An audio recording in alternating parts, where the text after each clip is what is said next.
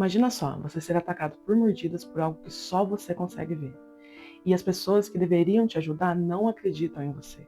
Oi, meu nome é Andressa e hoje a gente vai conhecer a história de Clarita Villanueva.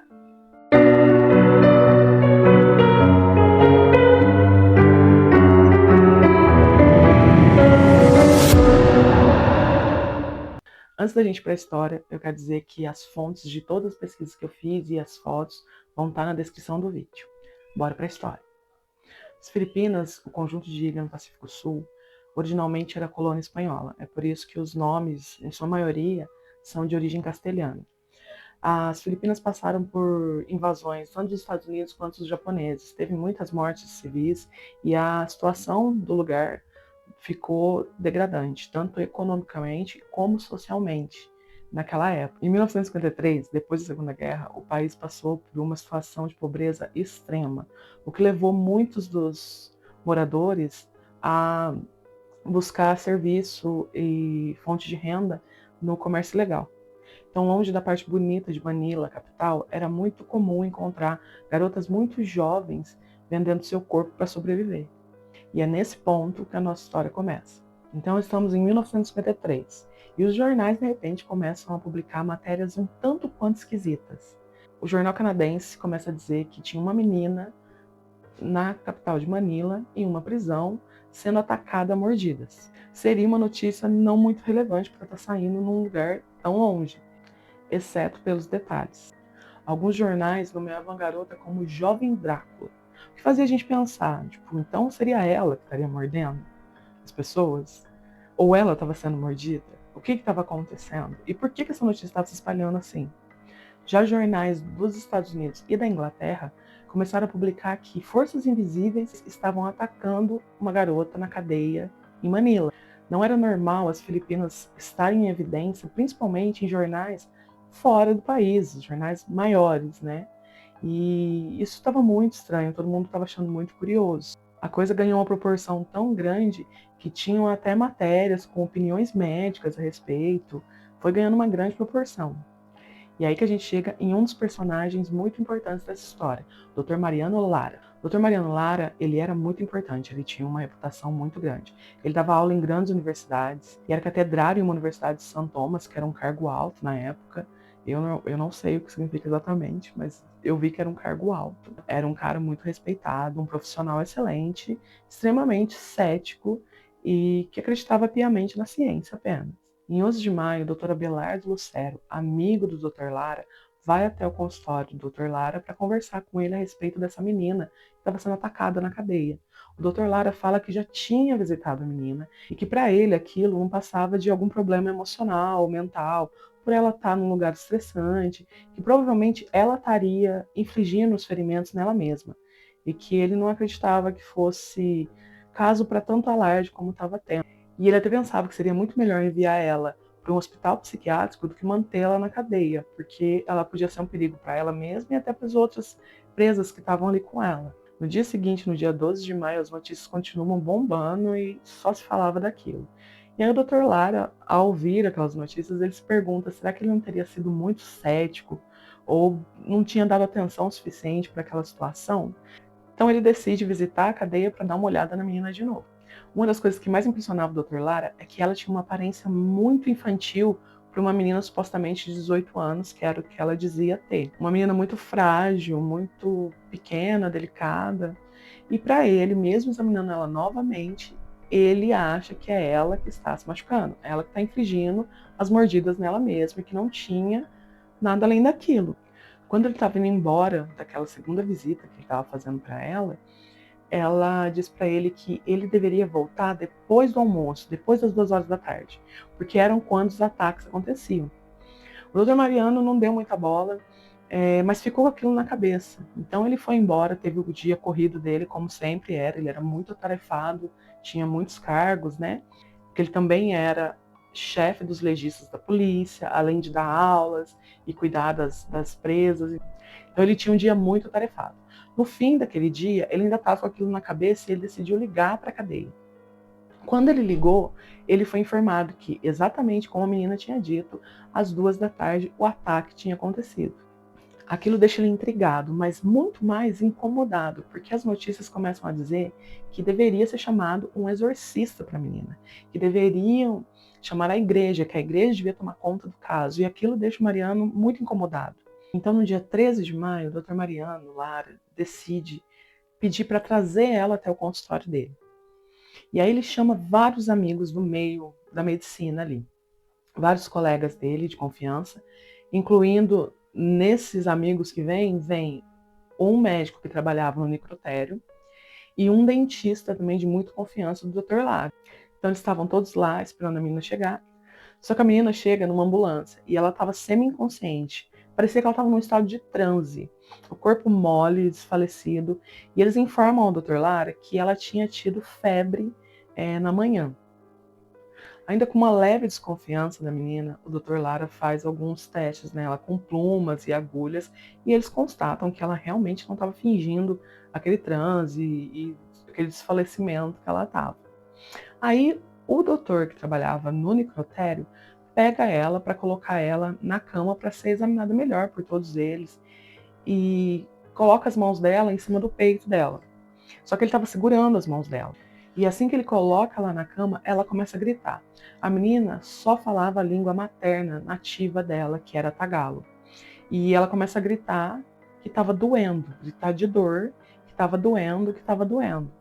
Quando ele ali segurando ela, ele percebe uma mordida começa a surgir no dorso da mão dela que ele estava segurando.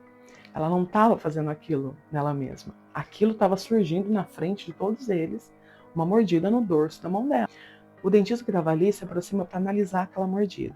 E ele percebe que o diâmetro da boca não podia ser a dela. Era uma boca humana, aparentemente, mas não podia ser a dela, pelo diâmetro e formato. Os dentes pareciam dentes humanos, só que eram mais arredondados e achatados do que os dentes humanos deveriam ser. Então, ele achou essas curiosidades, mas que claramente era uma mordida. O ataque continua, eles todos ali presenciando, a menina desesperada de dor, e aí outra mordida aparece, tanto no braço como nas costas dela. Mais claro ainda que ela não podia estar infligindo aqueles ferimentos nela. Todos eles estão ali presenciando que ela não podia ter feito aqueles ferimentos. Mesmo assim, o Dr. Mariano não consegue aceitar que podia ser algo invisível. Ele se nega e ele prefere acreditar que ela realmente estava sob muito estresse. Que aquilo é uma reação de estresse por ela estar numa cadeia e por ela ser muito frágil e por ser uma menina simples. Então ele fala para que ela seja levada até um hospital psiquiátrico para ter algum atendimento. Devido a tudo aquilo que ela estava passando, ela não conseguia dormir. Então eles decidiram dopar ela. Só que o tanto de tranquilizante que eles deram para essa menina era suficiente para derrubar um elefante. Deixaram ela completamente dopada para que ela conseguisse descansar de fato. E então, no dia seguinte, as notícias continuam. A menina dopada continuou sendo atacada, sendo que ela não conseguia se manter acordada e ainda assim ela estava sendo atacada. Um detalhe curioso que o dentista também comentou sobre aquelas mordidas era que eram mordidas para causar dor. Ele deduzia que eram mordidas para causar dor, para torturar, não para romper a pele. Era algo que queria marcar, causar dor e não romper a pele, machucar a ponto de sangrar. Aquilo não estava legal, aquilo estava ficando cada vez pior. E realmente piorou. No hospital psiquiátrico, enquanto ela estava sendo atendida, coisas diferentes começaram a acontecer. Além das mordidas, ela começou a agir como se ela estivesse sendo sufocada por mãos invisíveis. Ela sufocava e gritava e as mordidas continuavam e aí ela começou a entrar em um estado de rigidez do corpo. Ela tinha todos esses ataques, tinha as mordidas, ela sufocava como se alguma coisa estivesse apertando o pescoço dela e aí ela começava a ficar rígida, ela ficava rígida como uma pedra. Ninguém conseguia mover um membro dela. Como tudo isso estava acontecendo com ela sedada, toda e qualquer suspeita de que ela estava fingindo estava caindo por terra. O próprio Dr. Lara chegou a ver ela no hospital psiquiátrico e ele presenciou esses casos de rigidez no corpo dela também. Então ele chegou à conclusão de que deixá-la sedada era totalmente inútil, porque tudo estava acontecendo ainda. E eles tiram ela dessa sedação. E ela continua tendo aqueles episódios de rigidez, e o sufocamento, e todas aquelas mordidas, e Uma coisa que impressionava o Dr. Lara e os outros médicos que estavam acompanhando aquela situação era que, apesar de tudo que estava acontecendo com ela era muito dócil. Ela claramente era uma menina que não tinha estudo, tinha vindo de uma origem muito humilde, ela só falava tagalo, ela não sabia ler, ela não sabia escrever, mas ela era extremamente dócil, ela era extremamente gentil, ela respondia tudo que eles perguntavam para ela. Ela colaborava com todos os experimentos que eles tentavam fazer com ela. Muito educada, apesar da falta de estudo e formação escolar e essas coisas. Conversando com seus colegas, um deles afirmava que não era para ficar dando alarde para aquilo, porque claramente a menina tinha uma história muito triste e com certeza tudo aquilo era fruto de trauma, tanto da vida dela, de tudo que ela passou.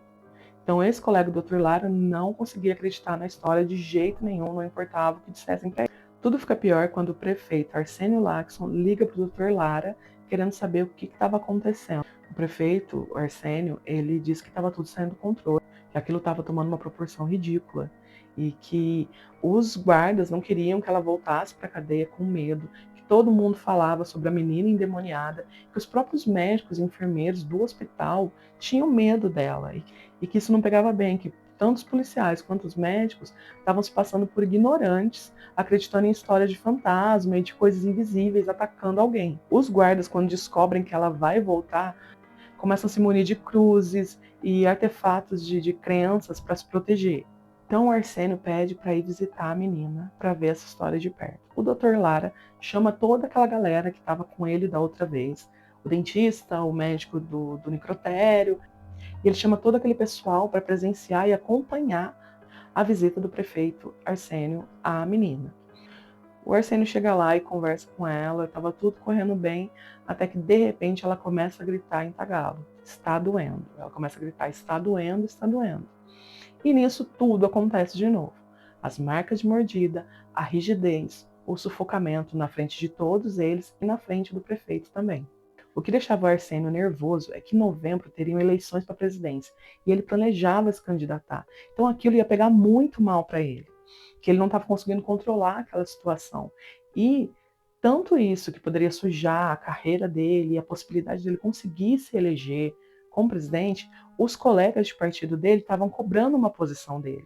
Porque como assim ele não estava conseguindo controlar uma situação que estava fugindo do controle, sendo que não tinha razões lógicas para aquilo estar tomando aquela proporção?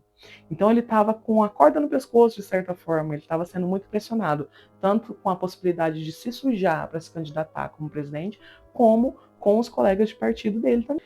Enquanto ela estava sendo atacada na frente do Arsênio, prefeito, do Dr. Lara e dos companheiros de profissão do Dr. Lara, a mão que o próprio Arsênio estava segurando dela enquanto conversava com ela, apareceu novamente uma mordida no dorso e outra mordida na nuca apareceu na frente de todos eles, mais uma vez provando que a menina não estava ferindo a ela mesma. O dentista novamente analisa a mordida e fala: são os mesmos dentes arredondados, achatados.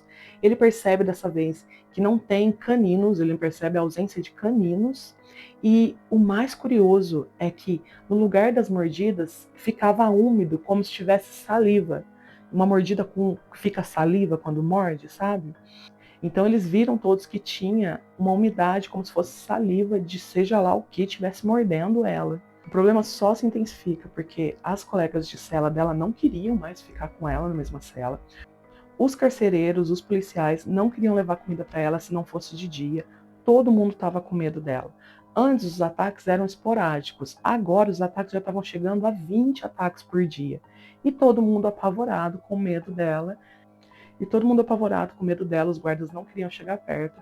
Alguns guardas presenciaram ela ser arremessada longe, erguida do chão e arremessada longe por algo invisível. Outros presenciavam uma voz estranha saindo dela que parecia ser impossível sair da boca daquela menina.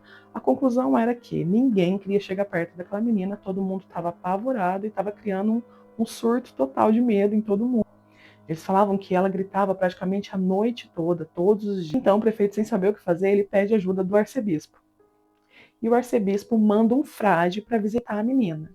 Só que o frade não fez muita questão. Ele lavou as mãos, ele foi lá, visitou e falou que não tinha evidência suficiente para que fizesse um exorcismo na menina, que não era caso de igreja, que era caso de estudo mental e que a igreja não ia se envolver naquilo. E esse frade chegou e falou para o arcebispo tudo isso. Então o arcebispo vetou completamente a chance de um exorcismo para a menina e falou que a igreja não ia se envolver. Como eram tempos difíceis, a igreja também não queria se sujar com aquela situação. Porque se lá na frente eles descobrissem que isso era uma fraude, isso ia pegar muito mal para a igreja. E não era um momento legal que a igreja católica estava passando ali. E falaram que não tinha evidência suficiente para fazer exorcismo. Lavaram as mãos, viraram as costas e tchau. O que causou um alvoroço nos jornais. Exorcismo negado. As notícias só davam isso. A menina que estava sofrendo ataques invisíveis tinha tido o exorcismo negado pela igreja. Um daqueles médicos decidiu fazer um outro tipo de teste com ela. Como ela não sabia ler nem escrever, ele levou ela para uma sala junto com os outros médicos, colocou um papel na frente dela, deu um lápis na mão dela e pediu para que ela desenhasse o que quer que fosse que estava atacando ela. Ela tenta. Toda vez que ela pega o lápis voa da mão dela. Ela tenta desenhar, o lápis voa da mão dela. Eles, ainda desconfiados que ela podia estar encenando alguma coisa, decidem amarrar o lápis na mão dela com uma fita. Incrivelmente, mesmo com a fita, o lápis é arrancado da mão dela e arremessado longe, na frente de todo mundo novamente, para que todos vejam que não era fingimento da menina. E a igreja continua negando o exorcismo. Só aí que eles param para se perguntar: quem é essa menina? De onde essa menina veio? Qual a história dela? Tem alguma coisa que explique o que está acontecendo com ela? E aí eles decidem investigar para saber quem é essa garota. Então descobrem que ela é Clarita Villanueva. Ela nasceu na Ilha Negros, uma das ilhas das Filipinas, e ela não conheceu o pai dela. Ela tem 2 irmãos mais velhos, uma moça e um moço, que não querem saber dela, não querem dar nenhum tipo de assistência, não querem se envolver com ela. A mãe dela morreu quando ela tinha 12 anos, e a mãe dela é um personagem curioso aqui. A mãe dela era uma espécie de bruxa e curandeira. Ela fazia amarrações, ela lia tarô, ela fazia unguento, patuá, poções, feitiços. Quando a mãe dela morreu, os irmãos dela, os 2 irmãos, a moça e o moço, levaram ela, mas para fazer ela de empregada, para judiar da menina. Então eles começaram a explorar ela e ela não aguenta mais aquilo e foge. Então ela foge para a capital, Manila. Aqui bifurca um pouco, eu encontrei algumas informações. Em alguns lugares eu achei que ela tinha fugido para procurar o pai dela, que ela não conheceu. Outros lugares falam que ela só fugiu mesmo. Em todo caso, ela fugiu para Manila. Infelizmente, em Manila, a única forma que ela conseguiria ganhar dinheiro seria vendendo o próprio corpo. E ali acontecia o seguinte: muitas meninas que chegavam em Manila para tentar sobreviver trabalhavam de dançarinas em boates, só que elas eram dançarinas assim. Os homens que iam lá pagavam elas para dançar com eles. Só que no meio disso rolava o mercado de venda do corpo dessas meninas. Então, elas conseguiam clientes muitas vezes através desses parceiros que iam ali para dançar. Acredita-se que a Clarita viveu assim, que ela dançava nessas boates, sendo paga para dançar com os caras que não tinham par, vendia o corpo, conseguindo clientes dessa forma. Manila, naquela época, tinha esse mercado muito em alta, porque tinha muito naval, muito estrangeiro, muito soldado ali. E eles eram um grande público que procurava esse tipo de serviço dessas meninas. No dia 6 de maio, a Clarita estava saindo de uma dessas boates, já tarde da noite, e um homem se aproxima dela, oferecendo dinheiro para que ela dormisse com ele. Ela, obviamente, aceita, só que o que ela não sabia é que ele era um policial à paisana, que prende ela no ato flagrante por ela ter concordado em vender o corpo para ele. Ele envia ela para uma das maiores prisões de Manila na época, e era uma prisão com um histórico muito pesado. Diziam que era um lugar que os presos não eram tratados muito bem, tinha uma vibe pesada, era uma prisão pesada. E enviaram aquela menina para aquele lugar. Inicialmente, eles colocaram ela numa cela com mais 8 mulheres, mais 8 detentas. As 2 primeiras noites correram tudo bem. Elas dormiam numas pranchas de madeira muito simples no chão, uma enfileirada do lado da outra, e as 2 primeiras noites correu tudo certo. Na terceira noite, ela já estava deitada naquela prancha dura no chão, quando ela começou a sentir umas picadas na perna dela, como se fosse agulha ou algo do tipo. Para surpresa de todos, ela sim conseguia ver o que estava atacando ela. Ela diz que depois de sentir aquelas picadas, ela olha e vê uma sombra preta se aproximando dela. E aquela sombra começa a tomar a forma de um homem adulto, só que ele era muito alto e muito grande. E ela diz que o olhar dele emanava muito ódio, uma coisa muito forte, muito pesada. E o corpo dele era coberto de cabelo enrolado. Eu não consigo nem imaginar muito bem isso. Mas ela fala que o corpo dele era coberto de cabelo enrolado, ele era alto, forte, com um olhar bem maligno. E assim que ele se materializa nessa forma, ele pula em cima dela e começa a atacar ela. Ela começa a gritar desesperada e as presas entram em desespero também, porque elas veem a menina gritando, mas não veem nada atacando ela, enquanto a Clarita estava vendo que estava atacando ela. Então vira um grande surto e caos dentro daquela cela, enquanto ela está sendo atacada por aquilo, e as moças gritando, as companheiras de cela gritando. Nisso que ela está sendo atacada, ela olha para um canto e vê outra criatura se aproximando. Ela descreve que essa criatura era um menino, uma criança, e que era uma criança muito bonita, só que tinha uns detalhes grotescos. A criança tinha bigode, um bigode grande, e olhos vermelhos. E que assim que aquela criatura também se materializa, vai para cima dela e então ela começa a ser atacada pelas duas criaturas. A princípio, os policiais tiram ela da cela achando que as próprias presas estavam machucando ela, fazendo maldade com ela. Clarita relata depois que ela pressentia quando os ataques iam acontecer. Um calafrio, uns arrepios começavam a passar pelo corpo dela e logo em seguida aquelas criaturas vinham atacar ela. Como a gente já viu até aqui, isso começou esporadicamente e depois tomou uma proporção imensa, chegando a 20 ataques por dia, a noite toda gritando, e uma coisa fora de controle. A grande pergunta continua: o que era aquilo? O que estava acontecendo? Como assim aquilo estava acontecendo? A própria Clarita relata que ela nunca presenciou nada do tipo na vida dela, que ela nunca viu nada parecido, que ela nunca teve nenhuma experiência relativamente próxima daquilo, nem ouviu que alguém tinha tido alguma experiência desse tipo. Então, para ela também era tudo muito novo e inacreditável. As duas pontas da nossa história se encontram aqui, porque a gente volta na história, agora eles já cientes de quem ela era, para o ponto em que os exorcismos estavam sendo negados. Por coincidência, ou seja lá como a gente pode chamar isso, o pastor Lester Sumrall estava tentando construir uma igreja em Manila. E ele começa a ouvir sobre o caso da menina, enquanto ele estava cuidando dos trâmites para construir a igreja e tal. Ele começa a ouvir falar do caso dessa menina. E ele conta num livro dele depois que a primeira coisa que passou pela cabeça dele era que como que essas pessoas não estavam vendo que aquilo ali se tratava de algo muito maligno. Na cabeça dele, assim que ele ouviu sobre a história, ele já tinha noção, uma vaga ideia, pelo menos, de que aquilo era uma coisa maligna, que algo sobrenatural estava acontecendo, e que as pessoas não faziam ideia do que elas estavam lidando. Sem pensar duas vezes, ele pede para que um conhecido dele, que tinha contato com o prefeito, que fizesse essa ponte para que ele pudesse conseguir visitar ela na cadeia.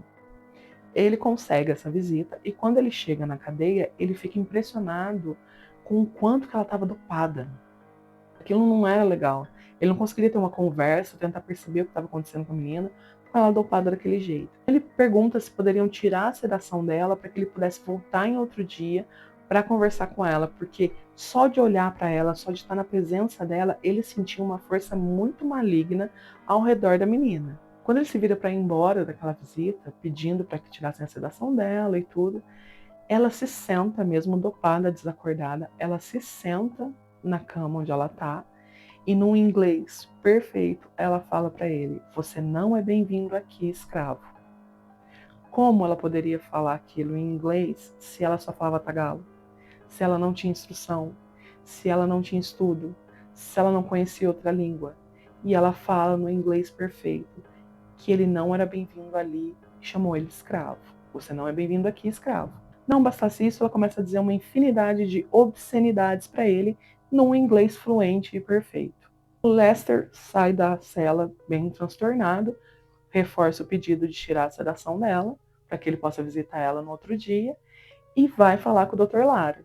Quando ele chega o Dr. Lara estava transtornado, e ele conta o que tinha acontecido, o que deixa o Dr. Lara mais transtornado ainda, porque aquilo estava indo contra tudo que ele acreditava. Então o Lester pergunta para ele, fala: "O que o senhor acha? Né, o senhor como médico, o que o senhor acha que está acontecendo?" E o Dr. Lara francamente fala para ele: nada nunca me tirou do meu centro, como isso está me tirando. Eu não consigo achar uma explicação racional para isso.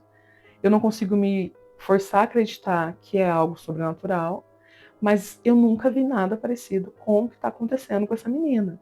E aí o Dr. Lara devolve a pergunta: e você? O que você acha que é?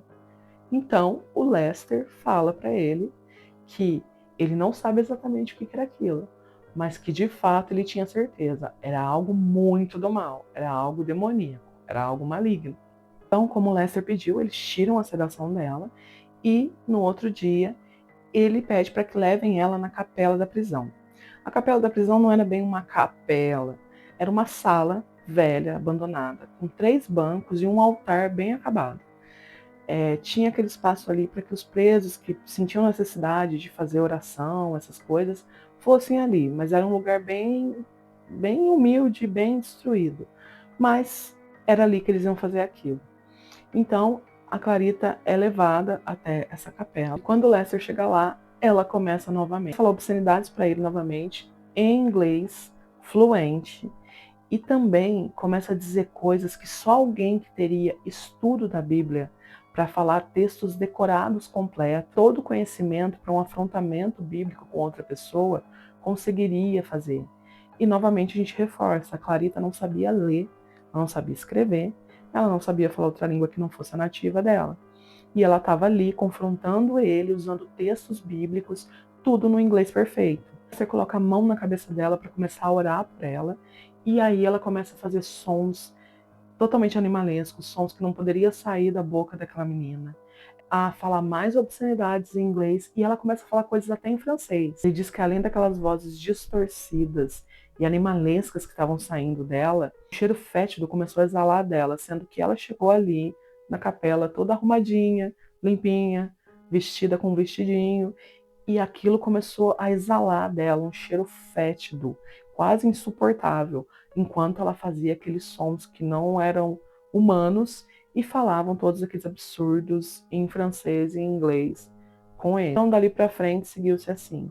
Eles não dopavam mais ela e todo dia de manhã o Lester ia lá fazer esses rituais de libertação com ela.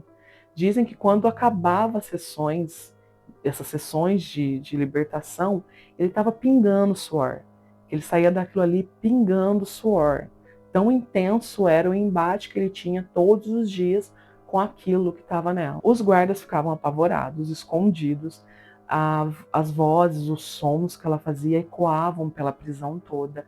Parecia que um exército estava falando através da boca dela. Eram vozes de mulher, de criança, vozes de homem e vozes que não pareciam humanas saindo daquela garota. E durante aqueles rituais eram momentos de total terror para quem trabalhava na prisão também, porque aquilo ecoava pela prisão toda. Ela também faz gestos obscenos com as mãos para o pastor Lester, fica o tempo todo insinuando coisas sexuais para ele, oscilando. No momento ela estava tendo aqueles ataques e falando aquelas coisas e emitindo sons inumanos e exalando aquele cheiro, e de repente ela voltava a ser aquela menina frágil que só falava tagalo e precisava do tradutor para falar, e aí ela voltava para aquele estado. Então era essa oscilação o tempo todo, de um estado para o outro. O Lester ensina algumas palavras para ela, para que ela fale algum tipo de oração rápida, para quando ela sentisse que aquilo estava se aproximando dela, para que ela usasse para tentar impedir que os ataques fossem tão frequentes. O Lester tinha uma teoria de que a mãe dela supostamente teria oferecido a ela alguma entidade quando ela era bebê, e aí, devido ao fato dela ir para uma cadeia com um clima bem pesado, desencadeou e tornou possível que essas supostas entidades viessem buscar o que a mãe dela tinha prometido, e por isso tudo aquilo estava acontecendo justo agora. Então o Lester, o Dr. Lara e o prefeito se unem e fazem os trâmites necessários para tirar a acusação da Clarita, de libertar ela daquela prisão, afastar ela daquele ambiente. Aquilo ia fazer cessar os ataques. A Clarita foi liberta da acusação, liberada da cadeia e foi enviada para uma família amiga do Lester. Depois de recuperada desse primeiro momento, a Clarita é enviada para um lar só para moças. Foi muito bem cuidada lá. Mais tarde, ela iria voltar para Ilha Negros, onde ela tinha nascido. E as últimas informações que se teve da Clarita foi que ela se casou com um risicultor, um plantador de arroz, na Ilha Negros, teve filhos, viveu tranquilamente. Ela não quis mais falar sobre aquilo, ela não quis gravar entrevistas. Ela quis viver uma vida totalmente alheia àquilo que tinha acontecido. Parece que ela faleceu em 2009, 2010. Tem algumas curiosidades que viraram um tipo de lenda urbana, talvez, que a gente não tem totalmente certeza que aconteceu de verdade. É que os guardas que zombavam do caso, que não acreditavam, que ficavam ali tirando sarro e diminuindo a situação, foram encontrados mortos dias depois que a Clarita foi embora da cadeia e que aquela situação acabou. Mas não é nada muito comprovado, embora é algo que se fala bastante. E também que aquele médico que não acreditava nela, que bateu o pé pedindo para o Mariano não dar atenção para aquilo, foi encontrado morto também dias depois, no consultório dele, apenas com 40 anos de parada cardíaca. Mas são coisas que viraram meio que uma lenda urbana, não dá para ter certeza, mas também não dá para duvidar, né? Devido a toda a repercussão do caso, o pastor Lester ficou muito famoso nos Estados Unidos, escreveu livros, participou de programas de rádio, então ele ganhou uma certa fama com tudo isso e ele usava isso para tentar evangelizar as pessoas e converter as pessoas. O Lester morreu de causas naturais em 1996. Eu não encontrei informações sobre o que aconteceu depois com o Dr. Lara. Eu pesquisei e não encontrei. Até se alguém souber de algo, pode deixar aqui nos comentários, porque eu não encontrei. Mas eu acredito que, como ele era um cara muito renomado, com uma reputação muito boa, ele continuou exercendo a função dele. Com certeza o caso da Clarita mudou alguma coisa dentro dele, pelo menos eu espero que sim, né? E ele continuou exercendo, acredito eu, a função dele ali até o fim da vida dele também. Outro detalhe é que as fotos que eu coloquei aqui durante o vídeo são fotos reais. Não existem vídeos porque naquela época em Manila não tinha emissora de TV. Então, os veículos de comunicação naquela época eram jornais e os programas de rádio. Então era por ali que as pessoas se informavam. As fotos devido aos jornais impressos, né? E não tem vídeos por conta disso, mas são todas fotos reais que eu coloquei aqui. E as fontes, como eu já disse no começo do vídeo, vão estar embaixo na descrição. Para mim, esse é um caso muito curioso, por isso que eu quis trazer como primeiro caso para o canal, né, o primeiro vídeo do canal, porque eu fico muito impressionada o quanto, mesmo com as evidências ali na frente de todo mundo, eles se negavam a acreditar que aquilo estava acontecendo. Eles se negavam a aceitar que aquilo era algo sobrenatural. Negligenciaram muito o caso dela, né, até a ajuda de fato chegar. Então eu fico muito impressionada e também é um caso que me impressiona por ter tanta evidência. Vou trazer esse caso para vocês porque eu não vejo falar dele muito por aí e é bem interessante. Se vocês já conheciam, deixem nos comentários para mim, quem já conhecia. Eu espero que vocês tenham gostado. Esse é o primeiro vídeo do canal, então eu quero trazer muitas coisas legais para vocês aqui. Vou deixar um e-mail talvez aqui na tela e também na descrição para que vocês me enviem relatos pessoais sobrenaturais, para que a gente possa fazer um quadro aqui no canal contando os relatos pessoais. Eu tenho relatos pessoais para dividir com vocês também, então se vocês contarem os de vocês, eu conto os meus também. Quero trazer bastante coisa interessante, espero que vocês gostem do canal. Se gostarem, se inscrevam. Se quiserem ver o que mais eu vou trazer por aqui, se inscrevam, ativem o sininho, deem like para me ajudar. Vou deixar as redes sociais também aqui para quem quiser seguir. Espero que vocês embarquem nessa comigo para a gente possa trocar aí experiências sobrenaturais e ver o que o silêncio tem a nos dizer. Obrigado para quem ficou até o final e a gente se vê no próximo vídeo.